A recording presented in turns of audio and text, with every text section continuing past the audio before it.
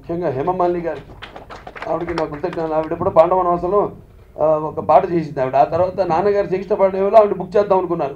అప్పటికి ఆవిడ ఏదో కాంట్రాక్టు హిందీ సినిమాలకి వెళ్ళిపోయింది ఆవిడ. మళ్ళీ తిరిగి ఈ సినిమాలో ఆవిడ లేకపోతే నేను చెప్పాను చాలా సందర్భాలు. అలా కలిసినాయి అన్నీ.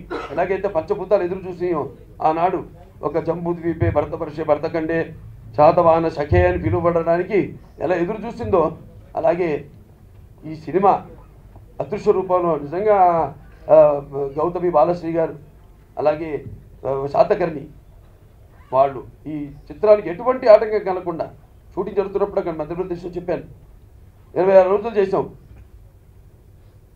అప్పుడు దేశమంతా వర్షం పడుతుంది, దేశంలో ఉన్న అవుట్డోర్ షూటింగ్లు అన్నీ క్యాన్సిల్ అయినాయి, ఒక గౌతమ్ బుద్ధ శాతకర్ణి తప్ప. 26 రోజులు ఒక్క రోజు కూడా వర్షం పడుతుండింది.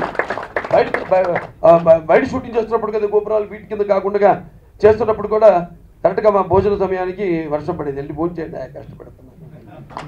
లేకపోతే కెమెరామెన్ ఏదైనా నేల తడపాలంటే నీళ్ళతో మామూలుగా లైట్ రిఫ్లెక్షన్ రాకుండా అట్లా తడపాలంటే వర్షం పడేది. పడి ఆగిపోయేది, వెంటనే షాట్ తీసుకోమని. చాలా అద్భుతంగా ఈ చిత్రానికి అక్కడ కూడా జార్జియా నేను వెళ్ళినప్పుడు దిగిన రోజు భయంకరమైన వర్షం. నేను అడిగా ఏమండి ఎండ కావాలి కదా మనకి అన్నాను. అవునన్నాను. ఎవరు నిర్మాతలు డైరెక్టర్ గారు నేను తెప్పిస్తానండి ఎండనన్నా. వచ్చింది 15 రోజులు మళ్ళీ మళ్ళా వర్షం. ఎండ భయంకరమైన ఎండ. అబ్బో బాబు ఇంటి తట్టుకో. నాకు ఏంటంటే చాలా ఇష్టం. నా ఇష్టదైవం సూర్యభగవానుడు లక్ష్మీ నరసింహస్వామి. ఎందుకంటే నేను షూటింగ్లో ఉన్నప్పుడు గొడ్డు కూడా పట్టను మనం. అలా సూర్యుడు కూడా చూస్తాను.